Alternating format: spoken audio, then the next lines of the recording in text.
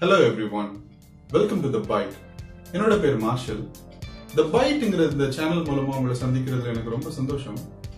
இந்த சேனல்ல பொதுவா கிறிஸ்டியன் ஃபெய்த், கிறிஸ்டியானிட்டி குறித்ததான கேள்விகள், பைபிளை பத்தின சந்தேகங்கள், அதில் இருக்கிற கேள்விகளுக்கான விடைகளை பைபிள் மூலமாகவும் ஹிஸ்டாரிக்கல் எவிடன்சஸ் ப்ரூஃப் மூலமாகவும் தெரிஞ்சுக்கலாம். இன்னைக்கான டாபிக் என்னன்னா, இயேசு கிறிஸ்து உண்மையாவே சிலுவையில் அறையப்பட்டு மரித்தாரா, அவர் இறந்து போனாரா இல்லையாங்கிற தகவலை பைபிள்ல இருந்தும் ஹிஸ்டாரிக்கல் எவிடன்சஸ்ல இருந்தும் ஈவன் மெடிக்கல் ப்ரூஃப் மூலமாவும் நாம தெரிஞ்சுக்கலாம்.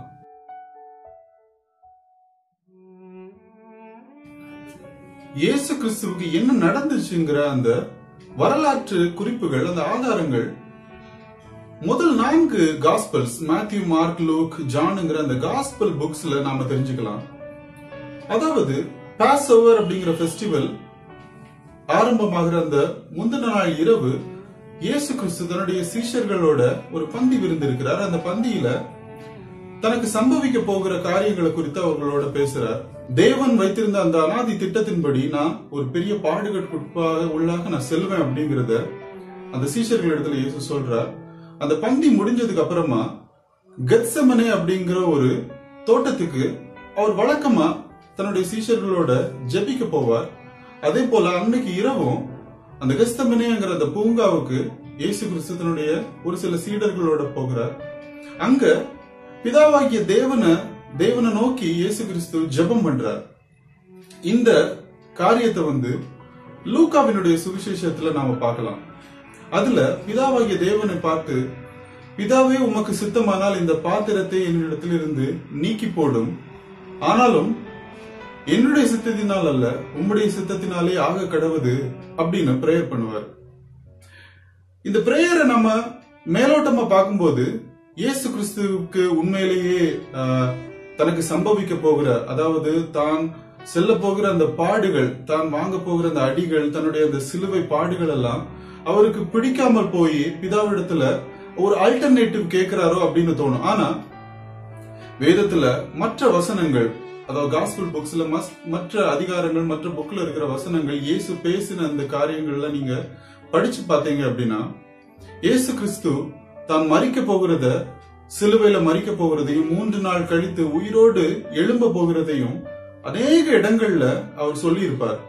அப்படி பார்க்கும்போது அவருக்கு சாகிறதோ அடி வாங்குறது குறித்தோ எந்த ஒரு பயமும் இல்ல, எந்த ஒரு நடுக்கமும் இல்ல, எந்த ஒரு தயக்கமும் இல்ல. ஆனா ஏன் பிதாவை நோக்கி இந்த பாத்திரம், இப்படிப்பட்ட ஒரு கேரக்டர், இப்படிப்பட்ட ஒரு சந்தர்ப்பம் எனக்கு வேண்டவே வேண்டாம், ஆனாலும் என்னுடைய சித்தம் அல்ல உம்முடைய சித்தமே நிறைவேறட்டும் ஏன் சொல்றார் அப்படின்னா,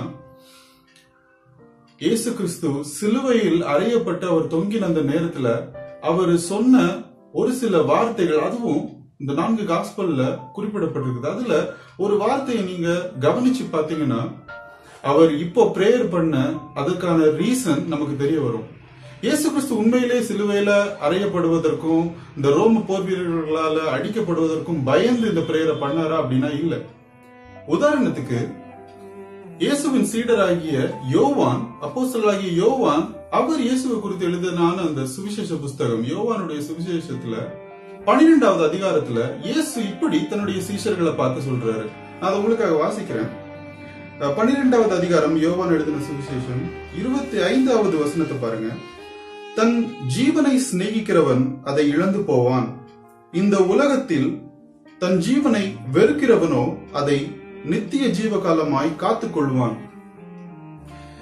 தேவனுக்காக, தேவனுடைய அனாதி திட்டத்துக்காக தன்னுடைய ஜீவனை கூட இழந்து போக தயங்குறவன் நித்திய வாழ்க்கையில் அந்த நித்திய ஜீவனை இழந்து போவான் அப்படின்னு, இந்த பூமியில தேவனுக்காக நம்ம படக்கூடிய பாடுகளை நாம சந்தோஷமா ஏற்றுக்கணும் அப்படின்னு இயேசு சொல்றார்.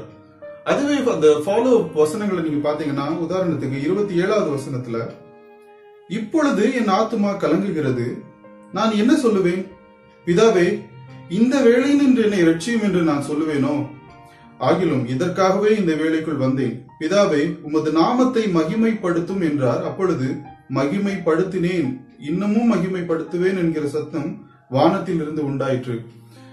இதை நம்ம ஷார்ட்டா புரிஞ்சுக்கணும் அப்படின்னா, இயேசு சொல்றார், தேவனுக்காக நான் ஒரு ஊழியம் செய்யும் போது எனக்கு ஒரு பிரச்சனை வந்துச்சுன்னா, பிதாவே இந்த பிரச்சனையில இருந்து என்னை எப்படியாவது காப்பாத்துங்க அப்படின்னு நான் பிரேயர் பண்ண மாட்டேன். அந்த பிரச்சனையிலும் தேவனே உம்முடைய நாமத்தை நீங்க மகிமைப்படுத்துங்க, உம்முடைய நாம மகிமைக்காக என்னை எடுத்து அந்த பிரச்சனையிலையும் நீங்க பிரயோஜனப்படுத்துங்க அப்படின்னு பிரேயர் பண்ணுவேன். நீங்களும் அதே மாதிரி என்னை நீங்க ஃபாலோ பண்ணணும் அப்படின்னு இயேசு தன்னுடைய சீஷர்களுக்கு ஒரு அருமையான விளக்கம் கொடுக்கிறாரு. சோ இந்த வசனங்கள் இயேசு சொன்ன இந்த வார்த்தைகளை வச்சு பார்க்கும்போது உண்மையிலே இயேசு கிறிஸ்து அந்த ரோம போர் வீரர்களால அடிபடுறதையும் அந்த சிலுவை பாடுகள்ல செல்ற போகிறதையும் தான் மறிக்க போகிறதை குறித்து எந்த விதத்திலையும் பயந்தோ நடுங்கியோ தயங்கியோ தேவனிடத்துல அவர் ஜெபம் பண்ணல. மாறாக அவர் ஜெபம் பண்ணதற்கான காரணம் அவர் சொன்ன அந்த 7 வார்த்தைகள்னு குறிப்பிடப்பட்டிருக்கு இல்லையா அந்த சுவிசேஷ புஸ்தகங்கள். அதுல ஒரு வார்த்தைய நம்ம உன்னிப்பா கவனிச்சு பார்த்தோம்னா அதோட அர்த்தம் தெரியும்.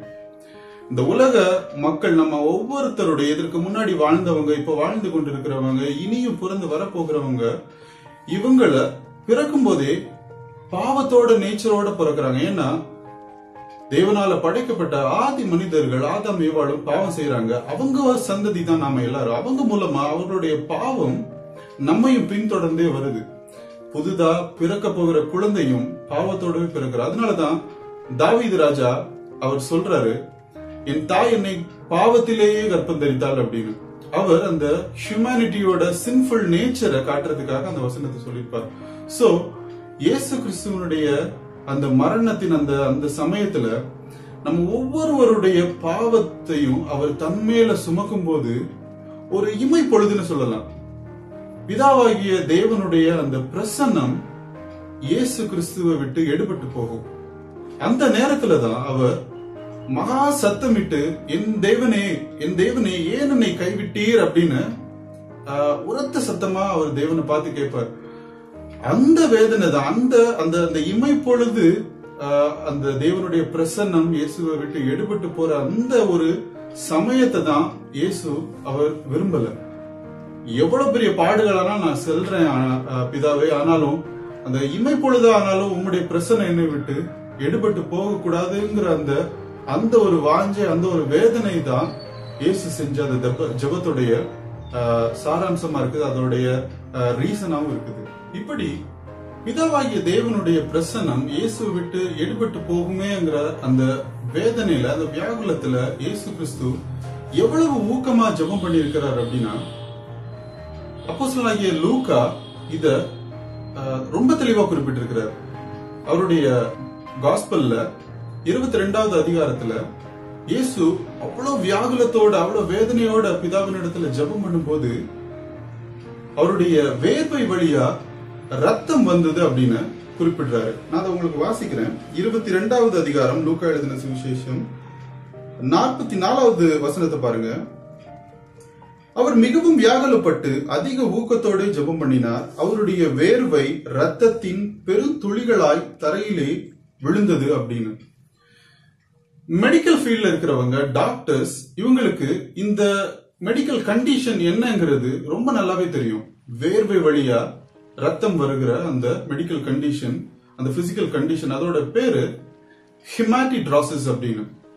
ஒருத்தர் அளவுக்கு அதிகமான வேதனையில வியாகுலத்துல இருக்கும்போது அந்த வேர்வை வழியா சின்ன சின்ன பிளட் பேச்சஸ் பாடியில இருந்து வெளிப்படும் அப்படிங்கிற ஒரு மெடிக்கல் கண்டிஷன்.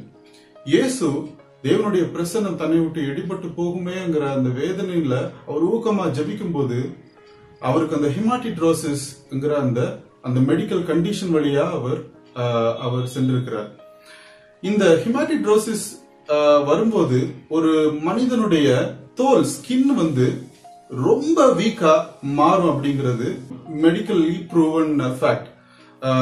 அவருடைய தோல், ஒரு மனிதனுடைய தோல் எளிதில கிழியக்கூடிய தன்மைக்கு, ஒரு ஃப்ரெஜாலிட்டிக்கு, ஒரு தன்மைக்கு அந்த மனிதனுடைய ஸ்கின் போயிடும். இயேசு கிறிஸ்து அப்படிப்பட்ட ஒரு சூழ்நிலை வழியாவே தான் வந்திருக்கிறார். இரண்டாவது ஒரு முக்கியமான காரியம், இயேசு சிலுவையில் அறையப்படுவதற்கு முன்பாக அவரை அடிக்கிறார்கள். அதாவது ஃபிளாகிங் அப்படின்னு சொல்லுவாங்க, அல்லது ஸ்கார்ஜிங் அப்படின்னு சொல்லுவாங்க. ரோம அரசாங்கத்தின் தண்டனை, இது ஒரு விதமான தண்டனை. கேபிட்டல் பனிஷ்மெண்ட், அதாவது தேச துரோகம் செஞ்சவங்க, கலகம் ஏற்படுத்துறவங்க, ரிவோல்ட் பண்றவங்க, புரட்சியாளர்கள், இந்த மாதிரி அரசாங்கத்துக்கு எதிராக, அந்த தேசத்துக்கு எதிராக கலகம் ஊட்டுறவங்க, அந்த தேசத்துடைய சமாதானத்தை குலைக்கிறவங்க அப்படின்னு ஐடென்டிஃபை பண்ணப்பட்ட அந்த கைதிகளை அடிச்சு துன்புறுத்தி அதன் பின்பாக அதுக்கு பிற்பாடு கொடுக்கிற தண்டனை அவங்க நிறைவேற்றுவாங்க. இயேசு கிறிஸ்து இந்த ஃபிளாகிங் ப்ராசஸ் வழியாகவும் சென்றிருக்கிறார். அதற்கான தகவல் எல்லாமே இந்த 4 காஸ்பல்ல நாம பார்க்க முடியும். ஃபிளாகிங் ப்ராசஸ் எப்படின்னா, யூத கலாச்சாரத்தின்படி பிதாவாகிய தேவன் மோசே மூலமா நியாய பிரமாணத்தை கொடுக்கிறார் இல்லையா, அதுல இந்த தேச துரோகிகள் அப்படின்னு ஐடென்டிஃபை பண்ணப்படுறவங்களுக்கு 39 கசை அடிகள் கொடுக்கப்படணும் அப்படின்னு நியாய பிரமாணத்துல ஒரு கட்டளை இருக்குது. இந்த யூதர்களும் இந்த ஃபிளாகிங்க ரோம அரசாங்கத்தில பரிந்துரைக்கிறாங்க. அதன் மூலமா ரோம போர் வீரர்கள் இயேசுவை இந்த கசை மூலமா அடிக்கிறாங்க. இந்த ஃபிளாகிங், இந்த விப் எப்படி டிசைன் பண்ணப்பட்டிருக்கும் அப்படின்னா, இது ஒரு லெதர் விப். இந்த விப்ல நிறைய மெட்டல் பால்ஸ் அட்டாச் பண்ணிருப்பாங்க. அது தவிர ஆட்டோட எலும்புகளை நல்ல கூர்மையா சீவி அந்த விப்ல ஒவ்வொரு பார்லையும் அட்டாச் பண்ணி அப்படி ஒரு விப் ரெடி பண்ணிருப்பாங்க. இந்த வார வச்சு அடிக்கும் போது அந்த ஃபிளாகிங்க்குன்னு ஒரு பில்லர் வச்சிருப்பாங்க. அந்த பில்லர்ல அந்த கைதிய கட்டி வச்சு அவருடைய பின்பகுதி, முதுகு, அந்த பின்பகுதி எல்லாமே பேர் பாடியா தெரியுற மாதிரி அவரோட ட்ரெஸ் எல்லாம் ரிமூவ் பண்ணி அவங்கள கட்டி வச்சிருப்பாங்க. கட்டி வச்சதுக்கு அப்புறமா 39 40க்கு 1 குறைவா அடிக்கணுங்கிறது யூத சட்டம். ஆனா இயேசுவை பொறுத்த மட்டும் ரோம போர் வீரர்கள் பொதுவா யூதர்கள் அவங்க அதிகமா மதிக்கிறது இல்லை. ஏன்னா அந்த யூத தேசத்தை அவங்க அந்த டைம்ல ஆட்சி புரிஞ்சதுனால யூதர்களுக்கு அவங்க பெருசா செவி சாய்க்கிறது இல்ல. அவங்களுடைய சட்டத்தை அவங்க மீறதே அவங்களுக்கு பெருமையா இருக்கும். அதனால இயேசு கிறிஸ்துவ 39 அடிகளுக்கு மேலே தான் அடித்திருக்க கூடும். இப்படி அடிக்கும் போது என்ன ஆகும், இந்த மெட்டல் பால்ஸ் அந்த அடிக்கப்படுகிற அந்த நபருடைய மேல படும்போது, இந்த மெட்டல் பால்ஸ் ஓங்கி படும்போது அந்த ஸ்கின் ரொம்ப எளிதில் ஃப்ரெஜைலா மாறும். அதுக்கு பின்பாடு அதுக்கு அடுத்த அடி அடிக்கும் போது அந்த தோல் பிஞ்சு வெளியில வரக்கூடிய ஒரு சூழ்நிலை ஏற்படும். அதுக்கப்புறமா அடிக்கிற ஒவ்வொரு அடியும் அந்த வாரில கட்டப்பட்டிருக்கிற அந்த ஆட்டு எலும்பானது அந்த உடல், அந்த தோலை கிழிச்சு உள்ள போய் பல சமயங்கள்ல ரத்த நாளங்கள் முதற்கொண்டு எலும்புகள் கூட தெரிகிற அளவுக்கு அவங்க அடிப்பாங்க அப்படிங்கிறது வரலாற்று குறிப்புகள். சில வேளைகள்ல அடி வாங்குற அந்த கைதிகளுடைய இன்டெஸ்டைன்ஸ், குடல் எல்லாம் வெளியில சரிஞ்சு விழுந்து அவங்க அந்த ஃபிளாகிங் ப்ராசஸ்லயே இறந்து போன வரலாற்று குறிப்புகள் இருக்குது. இந்த ஃபிளாகிங் மூலமா இயேசு கிறிஸ்து அடி வாங்கி அதிகமான ரத்தம் அவருடைய உடலில் இருந்து வெளியேறுது. இந்த கண்டிஷன், இந்த மெடிக்கல் கண்டிஷனுடைய பேர் ஹைப்போவாலமிக் ஷாக் அப்படின்னு சொல்லுவாங்க. ஹைப்போ, இந்த வேர்டு கிரீக் வேர்ட்ஸ்ல இருந்து டெரைவ் ஆன ஒரு இங்கிலீஷ் வேர்ட். ஹைப்போ அப்படின்னா லோ, வால் அப்படிங்கிற வார்த்தைக்கு வால்யூம், எமிக் அப்படிங்கிறது பிளட். சோ ஹைப்போவாலமிக் ஷாக் அப்படின்னா உடலில் இருந்து அதிகமான ரத்தம் வெளியேறினதுனால ஒரு நபர் அவர் சந்திக்கிற பிரச்சனைகள், அவர் படுகிற அந்த பாடுகளை தான் அந்த ஹைப்போவாலமிக் ஷாக் அப்படின்னு சொல்லுவாங்க. இயேசு கிறிஸ்துவ இந்த ஹைப்போவாலமிக் ஷாக்னால பாதிக்கப்பட்டிருந்தார். ஏன்னா இந்த ஃபிளாகிங் மூலமா அவருக்கு அதிகமான ரத்தம் அவருடைய உடலில் இருந்து வெளியேறிச்சு. இந்த ஹைப்போவாலமிக் ஷாக் இருக்கிற ஒரு நபருக்கு 4 விதமான ப்ராப்ளம் அவங்களுடைய உடம்புல அவங்க ஃபேஸ் பண்ணுவாங்க. ஒன்னு, எந்த உடல் பகுதியிலிருந்து ரத்தம் அதிகமா வெளியேறி இருக்குதோ அந்த பகுதிக்கு ரத்தம் உடனடியா பம்ப் பண்ணணும் அப்படிங்கிறதுக்காக ஹார்ட் பீட் அதிகமா அடிக்கும். 2வது, லோ பிளட் பிரஷர் இருக்கும். 3வது, கிட்னி ஃபெயிலியர் ஆகும். அதாவது அதிகமா ரத்தம் வெளியேறதுனால டீஹைட்ரேட் ஆகும். சோ அந்த சமயத்துல கிட்னி என்ன பண்ணும், அந்த கிட்னில இருக்கிற அந்த சிறுநீரை தக்க வச்சுக்கிறதுக்கு கிட்னி ஃபங்க்ஷன் ஆகிறத நிறுத்திவிடும். 4வது பாத்தீங்கன்னா, அதிகமான ரத்தம் வெளியேறதுனால பாடி டீஹைட்ரேட் ஆகி தாகம், அந்த நபர்களுக்கு அதிகமா தாகம் ஏற்படும். இயேசு கிறிஸ்துவுக்கு இந்த மாதிரி சிம்டம்ஸ் இருந்ததா அப்படின்னா இருந்தது. அவர் சிலுவையை சுமந்துட்டு போகும்போது அநேக இடங்கள்ல அவர் ஃபெயிண்ட் ஆகி கொலாப்ஸ் ஆகி கீழே விழுந்தார் அப்படிங்கிறது பைபிள்ல 4 காஸ்பல்லையும் குறிப்பிட்டிருக்கிறாங்க. பொதுவா ரோம போர் வீரர்கள் ரோம அரசாங்க சட்டத்தின்படி சிலுவை தண்டனை கொடுக்கப்படுகிற ஒரு நபர் அந்த சிலுவை, அந்த ஹரிசாண்டல் பீமை அவர் தான் சுமந்துட்டு போகணும். வேற யாரும் அதை சுமக்க கூடாது. வேற ஜீசஸ் உடைய அவருடைய கண்டிஷன், அந்த டைம்ல அவருடைய இந்த பாடி கண்டிஷன் எல்லாம் அவரால் சுமக்க முடியல. அவர் அநேக இடங்கள்ல அந்த சிலுவை அறையப்படைய போகிற அந்த இடத்துக்கு போற வழியில அநேக இடங்கள்ல அவர் ஃபெயிண்ட் ஆகி மயக்கமாகி கீழே விழுறாரு. அதனால சிரேனே ஊரானாகிய சைமன் அப்படின்னு ஒரு நபரை ரேண்டமா பிக் பண்ணி நீ இதை தூக்கிட்டு வா அப்படின்னு சொல்றத நாம நிறைய இடங்கள்ல பாக்குறோம். உதாரணத்துக்கு லூக்காவோட சுவிசேஷம் 23வது அதிகாரத்துல அதை நம்ம பார்க்க முடியும். இன்னொரு சந்தர்ப்பத்துல பாத்தீங்கன்னா இயேசு கிறிஸ்து சிலுவையில் அறையப்பட்ட அந்த நேரத்துல அவருக்கு அதிகமான டீஹைட்ரேஷனால தாகம் எடுத்து நான் தாகமா இருக்கிறேன் அப்படிங்கறதையும் அவர் சொல்லியிருக்கிறார். இது யோவானுடைய சுவிசேஷ புஸ்தகத்துல ஐ திங்க் 19வது அதிகாரத்துல நம்ம பார்க்க முடியும். சோ இயேசு கிறிஸ்துவுக்கு இந்த ஃபிளாகிங் மூலமா அவர் இந்த ஹைப்போவாலமிக் ஷாக்னால பாதிக்கப்பட்டிருந்தார். இயேசு கிறிஸ்து உண்மையிலேயே சிலுவையில் அறையப்பட்டாரா அப்படிங்கிற அந்த ஹிஸ்டாரிக்கல் ஃபேக்ட நம்ம பாக்குறதுக்கு முன்னாடி சிலுவை பாடுகள், சிலுவை மரணம்ங்கிறது எவ்வளவு கொடுமையானதுங்கிறது நம்ம கொஞ்சம் தெரிஞ்சுக்க வேண்டியது நமக்கு ரொம்ப முக்கியமா இருக்கும்னு நான் நினைக்கிறேன். இந்த ஃபிளாகிங் ப்ராசஸ், இயேசு கிறிஸ்து கசையடி வாங்கினார் இல்லையா, அதுலயே அவருக்கு பாதி உயிர் போயிருக்கும். அவருடைய ரத்தம் எல்லாம் சிந்தப்பட்டு அவர் மயக்கம் அடைஞ்சு கீழே விழுற நிலைமைக்கு வந்துட்டார் அப்படிங்கறத நம்ம பார்த்தோம். இந்த சிலுவை பாடுகள் அப்படிங்கிறது ரொம்ப கொடுமையான ஒரு விஷயம். இன்றைய காலகட்டத்துல இருக்கிற சில மரண தண்டனைகள் என்ன அப்படிங்கறத நம்ம பார்க்கலாம். சில உலக நாடுகள்ல என்ன மரண தண்டனைகள் கொடுக்கறாங்க அப்படிங்கறத நம்ம பார்க்கலாம். உதாரணத்துக்கு ஹேங்கிங், தூக்கு தண்டனை.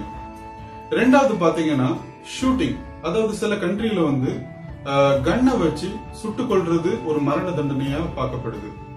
மூணாவது பாத்தீங்கன்னா லீத்தல் இன்ஜெக்ஷன் அப்படின்னு சொல்லுவாங்க, விஷ ஊசி போட்டு கொள்ளுறது. நாலாவது பாத்தீங்கன்னா கேஸ் இன்ஹலேஷன், அதாவது இனர்ட் கேஸ் அப்படின்னு சொல்லுவாங்க. நைட்ரஜன் ஹைபாக்சியா அப்படிங்கிற ஒரு கேஸ சுவாசிக்க வச்சு அந்த கைதிகளை, கேபிட்டல் பனிஷ்மெண்ட் கொடுக்கப்பட்ட அந்த நபரை கொல்றது சில கண்ட்ரிகள்ல அது ஒரு வழக்கமா இருக்குது. இன்னும் கடைசியா பாத்தீங்கன்னா எலக்ட்ரோக்யூஷன், அதாவது கரண்ட் பாஸ் பண்ணப்பட்ட ஒரு சேர்ல அதை ஆஃப் பண்ணி வச்சு அந்த கைதியை உட்கார வச்சு அப்புறமா அந்த கரண்ட இனிஷியேட் பண்ணி எலக்ட்ரோக்யூட் பண்ணி கொள்ளுவாங்க. இந்த தண்டனைகள் எல்லாம் நீங்க பாத்தீங்கன்னா அது வலி மிகுந்ததா இருக்கும். ஆனா சாவு, மரணம்ங்கிறது சில நிமிடங்கள்ல வந்துடும்.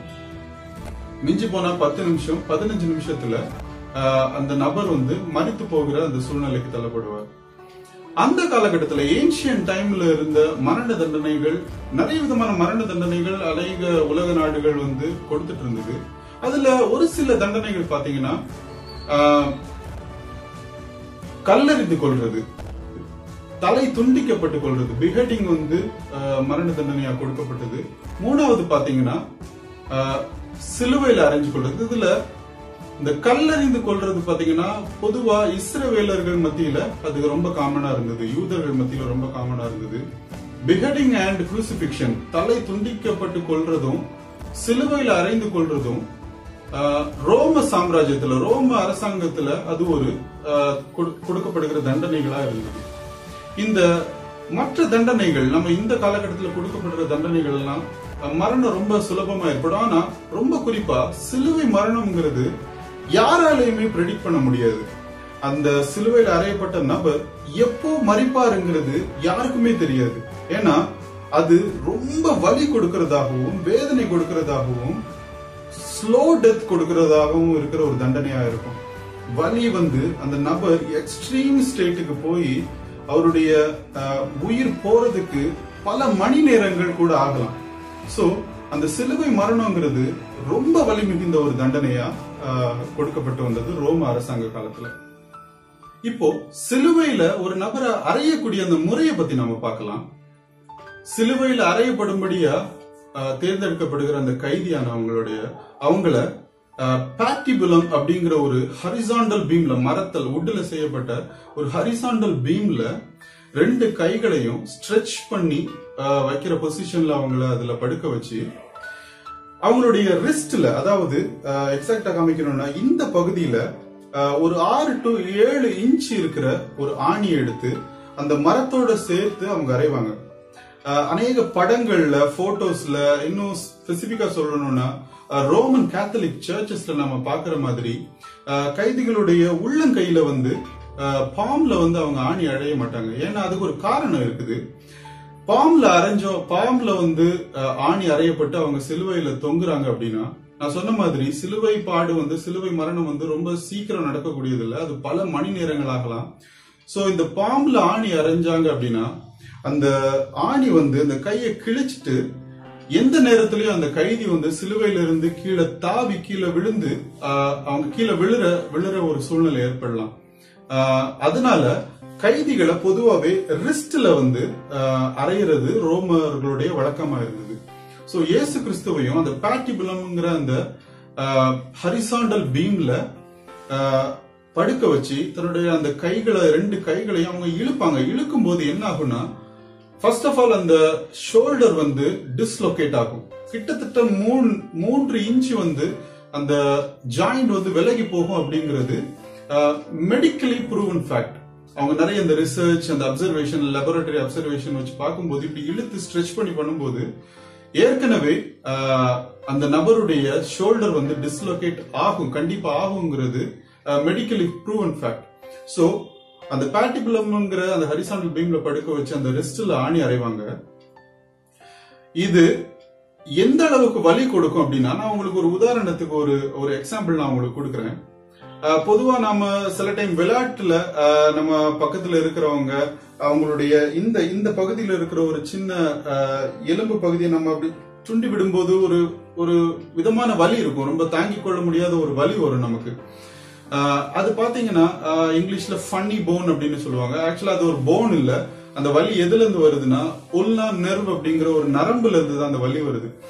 ஜெனரலா ஒரு ஜோக் வந்து இப்படி சொல்லுவாங்க, which is the bone, what's the name of the bone which is never broken அப்படின்னு, that is the funny bone அப்படின்னு சொல்லுவாங்க. சோ அது வந்து போன் இல்ல, அது வந்து உல்னா நெர்வ் அப்படின்னு சொல்லுவாங்க. அது உயிர் போற அளவுக்கு நமக்கு வந்து வலிக்கும். அதை அப்படி சுண்டி விடும்போது ரொம்ப வேதனையா இருக்கும். கரெக்டான இடத்துல அதை டேப் பண்ணும்போது நமக்கு உயிர் போற அளவுக்கு வலி இருக்கும். அந்த நெர்வை ஒரு 2 கட்டிங் பிளேயரை வச்சு நீங்க வந்து அதை டைட்டா பிடிச்சி அதை ஸ்குவீஸ் பண்ணிட்டே இருந்தீங்கன்னா அது எந்த அளவுக்கு வலி கொடுக்குங்கிறத நீங்க கொஞ்சம் இமேஜின் பண்ணி பாருங்க. அந்த மாதிரியான வலியை தான் இயேசு கிறிஸ்து சிலுவையில அவர் தொங்கின அந்த நேரம் முழுவதுமா அவர் அனுபவிச்சார். சோ இது ரொம்ப வேதனையான ஒரு அனுபவம், ரொம்ப வேதனையான ஒரு எக்ஸ்பீரியன்ஸ். அதாவது மீடியன் நெர்வ் அப்படின்னு சொல்லுவாங்க. இந்த இடத்துல ஆணி அடிக்கும் போது அந்த ஹோல் ஆர்ம், நம்ம கையவே வந்து ஜாயின் பண்ணுகிற அந்த நெர்வ், அந்த மீடியன் நெர்வ் வந்து அழுத்தப்பட்டு கொண்டே இருக்கும். சோ இதனால வேதனை வந்து, வலி வந்து அதிகமாகிட்டே தான் இருக்குமே தவிர அது குறையவே குறையாது. ஜெனரலா இந்த வலியை வந்து எக்ஸ்பிளைன் பண்றதுக்கு வார்த்தைகளால நம்ம விவரிக்க முடியாது அப்படின்னு சொல்லுவோம் இல்லையா. நிஜமாவே இந்த வலிய வார்த்தைகளாலவே விவரிக்க முடியாது. அதனாலவே இந்த வலிய எக்ஸ்பிளைன் பண்றதுக்கு, இந்த வலிய டிஃபைன் பண்றதுக்கு இங்கிலீஷ்ல ஒரு புது வேர்டே வந்து இன்வென்ட் பண்ணாங்க. அந்த வேர்ட் பாத்தீங்கன்னா எக்ஸ்க்ரூஷியேட்டிங் பெயின் அப்படின்னு சொல்லுவாங்க. கிரீக்ல எக்ஸ்னா அவுட், க்ரூஸ்ங்கிறது cross. Out of the cross அப்படிங்கிற மீனிங், அந்த அர்த்தம் பொருந்துற விதமா, சிலுவையினால ஏற்படுகிற அந்த வேதனை அப்படிங்கிற அர்த்தம் கொள்ளுகிற விதமா ஆங்கிலத்துல ஒரு புது வேர்ட், எக்ஸ்க்ரூஷியேட்டிங் பெயின் அப்படிங்கிற ஒரு புது வேர்டையை வந்து இன்வென்ட் பண்ண வேண்டிய ஒரு கட்டாயத்துக்கு தள்ளப்பட்டாங்க. ஏன்னா இயேசு சென்ற அல்லது க்ரூசிபிக்ஷன், சிலுவையில அறையப்பட்டு மரிக்கிற ஒருத்தருடைய வேதனைய அவ்வளவு சுலபமா வார்த்தையில நாம விவரிக்கவே முடியாதுங்க. சோ இயேசுவ இந்த பேட்டிபுலம் அப்படிங்கிற அந்த ஹரிசாண்டல் பீம்ல படுக்க வச்சு அவருடைய 2 கைகள்லயும் அந்த ரிஸ்ட்ல ஆணிய வந்து அடிச்சு, அதற்கு பிற்பாடுதான் ஒரு கொடி கம்பத்துல நம்ம கொடி எப்படி ஏத்துவோம் அதே மாதிரி ஆல்ரெடி பிக்ஸ் பண்ணப்பட்ட அந்த வெர்டிகல் பீம்ல இந்த கைதிகள், அதாவது குறிப்பா இப்ப நான் சொல்ல வருது இயேசுவ அந்த வெர்டிகல் பீம்ல கயிறை கட்டி இழுத்து அந்த வெர்டிகல் பீம்ல பிக்ஸ் பண்ணி வைப்பாங்க. இதுல இருந்துதான் இயேசு கிறிஸ்துவுக்கு அந்த சிலுவை வேதனை, சிலுவையின் மூலமா கொடுக்கிற அந்த வலி இன்னும் அதிகமாகுது. இதை நான் உங்களுக்கு எக்ஸ்பிளைன் பண்றேன். சிலுவையில் அறையப்பட்ட ஒரு நபர், சோ ஆல்ரெடி நான் சொன்ன மாதிரி அவருடைய 2 கைகளும் வந்து அறையப்பட்டிருக்கும். அப்புறமா அந்த கால் அவங்க வைக்கிறதுக்கு பொசிஷன் எப்படி வச்சிருப்பாங்கன்னா கொஞ்சம் ஸ்லாண்டிங்கா வச்சு, அந்த கால் வந்து கொஞ்சம் கீழ் நோக்கி இருக்கிற மாதிரி, அதுவும் முட்டி கொஞ்சம் மடங்கி இருக்கிற மாதிரி வச்சு, 2 கால்களையும் இணைச்சு அதுலயும் ஒரு 6 to 7 இன்ச் இருக்கிற ஆணி எடுத்து அடிச்சு அந்த காலை வந்து அந்த வெர்டிகல் பீமோட இணைச்சிருப்பாங்க. சோ இந்த வேதனை ஃபர்ஸ்ட் ஆல்ரெடி இது உடம்புல இருக்கிற கால்கள்ல கைகள்ல இருக்கிற அந்த முக்கியமான நரம்புகளை அழுத்தி அழுத்தி அது வலியை கொடுக்கும். ஷோல்டர் ஆல்ரெடி டிஸ்லோகேட் ஆகிருக்கும்.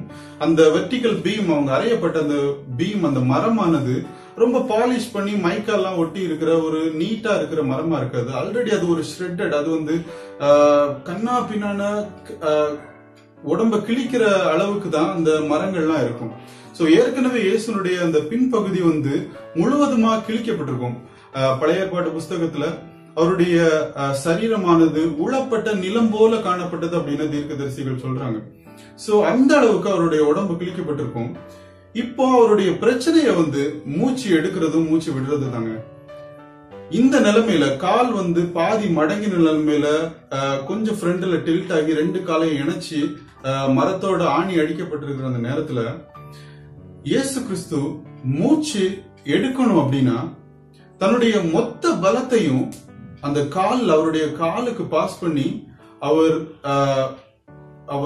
ஒரு 2-3 செகண்டுக்கு அவர் பேலன்ஸ் பண்ணி நின்னுட்டு அவர் மூச்சை he has to inhale, அவர் உள்ள இழுக்கணும்.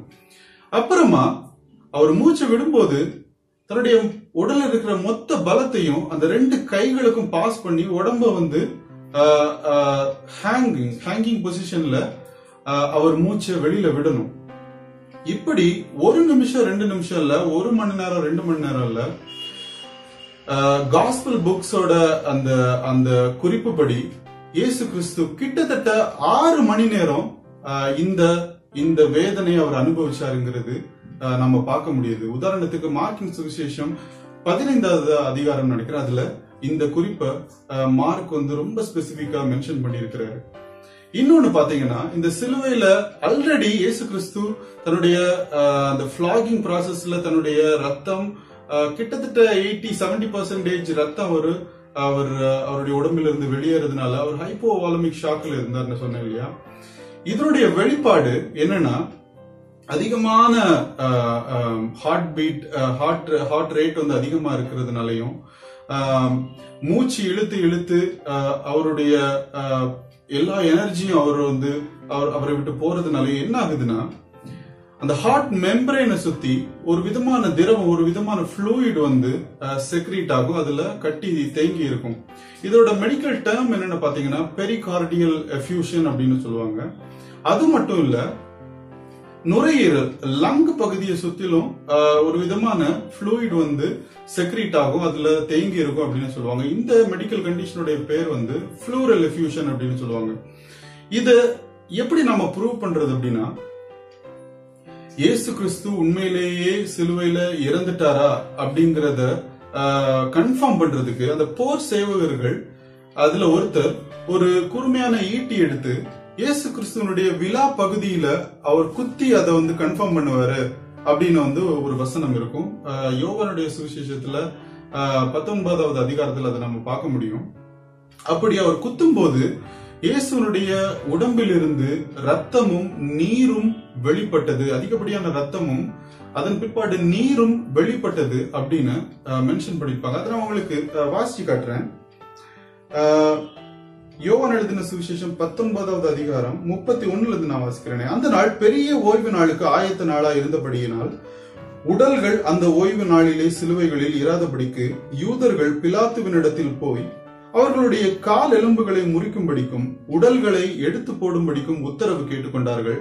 அந்தபடி போர் சேவகர் வந்து அவருடனே சிலுவையிலே அறையப்பட்ட முந்தினவனுடைய கால் எலும்புகளையும் மற்றவனுடைய கால் எலும்புகளையும் முறித்தார்கள்.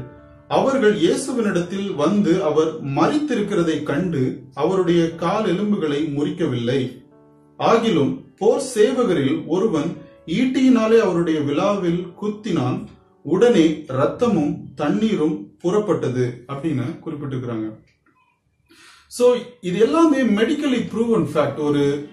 ஒரு நபர் சிலுவையில் அறையப்படுகிறார் அப்படின்னா, அல்லது அவர் ஹைப்போவாலமிக் ஷாக்ல அவர் இருக்கிறார் அப்படின்னா, ஒரு நபருக்கு என்ன விதமான பிசிக்கல் கண்டிஷன், என்ன மாதிரியான சூழ்நிலைகளுக்கு மத்தியில அவருடைய உடம்பு இருக்கும், என்ன மாதிரியான வேதனை அவர் அனுபவிப்பாருங்கிறது மெடிக்கலி ப்ரூவன் ஃபேக்ட். இது எல்லாமே இயேசுவும் அனுபவிச்சிருக்கிறார். அதையும் இந்த சீஷர்கள், இந்த 4 காஸ்பல் எழுதின நபர்கள் ரொம்ப தெளிவா, அவங்களுக்கு அந்த விஷயம் உண்மையிலேயே தெரியுமோ இல்லையோ, தெரிஞ்சோ தெரியாமலோ அந்த குறிப்புகள் எல்லாமே அவங்க இந்த காஸ்பல்ல மென்ஷன் பண்ணிருக்கிறாங்க. இதெல்லாம் வச்சு பார்க்கும்போது இயேசு கிறிஸ்து சிலுவையில் மரித்ததுங்கிறது ரொம்ப தெளிவா ப்ரூவ் ஆகுது. இவ்வளவு நேரம் மெடிக்கலி ப்ரூவன் ஃபேக்ட்ஸ் மூலமாகவும் பிப்ளிக்கல் சோர்சஸ் மூலமாகவும் நம்ம பார்க்கும்போது இயேசு கிறிஸ்து உண்மையிலேயே சிலுவையில் அறையப்பட்டு மரித்தார், அவர் இறந்து போனார் அப்படிங்கறத நாம தெரிஞ்சுக்கிட்டோம். ஆனா நீங்க சொன்னது அவ்வளவுமே பிப்ளிக்கல் சோர்சஸ் மூலமா தானே சொல்லியிருக்கிறீங்க. இயேசு கூட இருந்தவங்க, இயேசுடைய சீஷர்கள், இவங்க எழுதினதை தானே நீங்க குறிப்பா காமிச்சீங்க. இது எப்படி எங்களால ஒரு நம்பகத்தன்மை வாய்ந்த ஒரு ரிசோர்ஸா, ஒரு ஃபேக்டா நாங்க எடுத்துக்க முடியும் அப்படின்னு கேள்வி இருக்கிறவங்களுக்கு நான் 3 வரலாற்று ஆசிரியர்கள் குறித்து உங்களுக்கு நான் சொல்றேன். முடிஞ்சா இன்டர்நெட்ல அல்லது உங்களுக்கு தெரிஞ்ச சோர்ஸ் மூலமா நீங்க அதை நீங்க ரிசர்ச் பண்ணி பாருங்க. முதலாவது பிளேவியஸ் ஜோசிபஸ் அப்படிங்கிற ஒரு ஜூயிஷ் ஹிஸ்டாரியன். அவர் கிட்டத்தட்ட AD 36-37ல பிறந்தார். இவர் தன்னுடைய ஹிஸ்டாரிக்கல் ஒர்க்கான தி ஜூயிஷ் ஆன்டிக்விட்டிஸ் அப்படிங்கிற அந்த ஹிஸ்டாரிக்கல் ரெக்கார்ட்ல இயேசு கிறிஸ்து அப்படிங்கிற ஒரு நபர் இருந்ததாகவும், இயேசு கிறிஸ்து அநேக அற்புதங்கள் செய்தார் அப்படிங்கிறதும், அவருக்கு ஒரு பெரிய ஃபாலோவர்ஸ் இருந்தாங்க அப்படிங்கிறதும், இயேசு கிறிஸ்து பாண்டியஸ் பைலட் அப்படிங்கிற ஒரு ரோமன் கவர்னர் ஆட்சி காலத்துல, ஜுடேயன் கவர்னர் ஆட்சி காலத்துல சிலுவையில அறையப்பட்டு மரித்தார் அப்படிங்கிறதும், அவர் 3 நாள் கழித்து உயிர் தெழுந்தார், அதை அந்த கிறிஸ்தவர்கள் அவருடைய ஃபாலோவர்ஸ் நம்பினாங்க அப்படிங்கிறதும், பிற்பாடு நீரோ மன்னனுடைய காலத்துல கிறிஸ்தவர்கள் அநேகமா உபத்திரவத்துக்கு உட்படுத்தப்பட்டார்கள் அப்படிங்கிற விஷயத்தையும் தன்னுடைய அந்த ஜூவிஷ் ஆன்டிக்விட்டிஸ் அப்படிங்கிற ஹிஸ்டாரிக்கல் ரெக்கார்ட்ல மென்ஷன் பண்ணிருப்பார். ரெண்டாவது பாத்தீங்கன்னா, இவர் ஒரு ரோமன் ஹிஸ்டாரியன். இவருடைய பேர் கொர்னேலியஸ் டாசிட்டஸ். இவரும் இயேசு கிறிஸ்துவை குறித்து, இந்த ஜோசிபஸ் சொன்ன மாதிரி இயேசு கிறிஸ்து பாண்டியஸ் பைலட்ங்கிற அந்த கவர்னருடைய ஆட்சி காலத்துல சிலுவையில் அறையப்பட்டு மரித்தார் அப்படிங்கிற தகவல்கள் எல்லாம் இந்த கொர்னேலியஸ் டாசிட்டஸ்ங்கிற ரோமன் ஹிஸ்டாரியன் குறிப்பிட்டிருக்கிறார். மூன்றாவது சொல்ற நபரும், இவரும் ஒரு மற்ற 2 பேர் போல பைபிளுக்கோ கிறிஸ்டியானிட்டிக்கோ எந்த ஒரு சம்பந்தம் இல்லாத செக்யூலர் ஹிஸ்டாரியன்ஸ். இவரும், இந்த மூன்றாவது சொல்லப்படுகிற நபரும், இவர் ஒரு செக்யூலர் கிரீக் ஹிஸ்டாரியன். இவருடைய பேர் பாத்தீங்கன்னா பிளகன் ஆஃப் ட்ரால்ஸ் அப்படிங்கிறது இவர் ரொம்ப ஃபெமிலியரா அறியப்படுகிற ஒரு பெயர். இந்த பிளகன் பாத்தீங்கன்னா, இவர் இந்த ஒலிம்பிக்ஸ் அப்படிங்கிற கேம்ஸ் இருக்கு இல்லையா, இந்த ஒலிம்பிக்ஸ் பத்தின அந்த ஹிஸ்டாரிக்கல் ஃபேக்ட்ஸ தன்னுடைய ஹிஸ்டாரிக்கல் ரெக்கார்டான ஒலிம்பியாட்ஸ் அப்படிங்கிற அந்த ஹிஸ்டாரிக்கல் ரெக்கார்ட்ஸ்ல மென்ஷன் பண்றாரு. இதுல அவர் இயேசு கிறிஸ்துவ குறிச்சோ அல்லது குரூசிபிக்ஷன் சிலுவை பாடுகளை குறித்தோ யூதர்களை குறித்தோ எதுவுமே மென்ஷன் பண்ணல. அவர் சொல்றது என்னன்னா, கிபி 33வது ஆண்டுல 4வது ஒலிம்பியாட் வருஷத்துல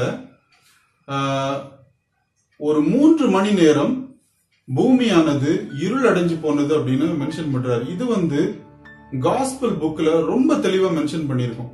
இயேசு கிறிஸ்து சிலுவையில் அறையப்பட்ட அந்த நேரத்துல, அவர் மரிக்கிற அந்த தருணத்துல பூமியானது 3 மணி நேரம் இருள் அடைந்து போனது, பூமி அதிர்வுகள் ஏற்பட்டதுங்கிறது காஸ்பல் ரைட்டர்ஸ் ரொம்ப தெளிவா கொடுத்திருந்தாங்க. இந்த பிளகன் இயேசு கிறிஸ்துக்கு அவருக்கு எந்த ஒரு சம்பந்தம் இல்லை, ஆனா இந்த நிகழ்வை அவர் ரொம்ப தெளிவா மென்ஷன் பண்ணிருக்கிறாரு. இதெல்லாம் வச்சு பார்க்கும்போது இந்த 3 தான், அந்த 3 வரலாற்று ஆசிரியர்களை தான் உங்களுக்கு மென்ஷன் பண்ணிருக்காரு. இன்னும் அநேக பேர் இதை குறித்து, இந்த வரலாற்று குறிப்புகளை குறித்து எழுதியிருப்பாங்க.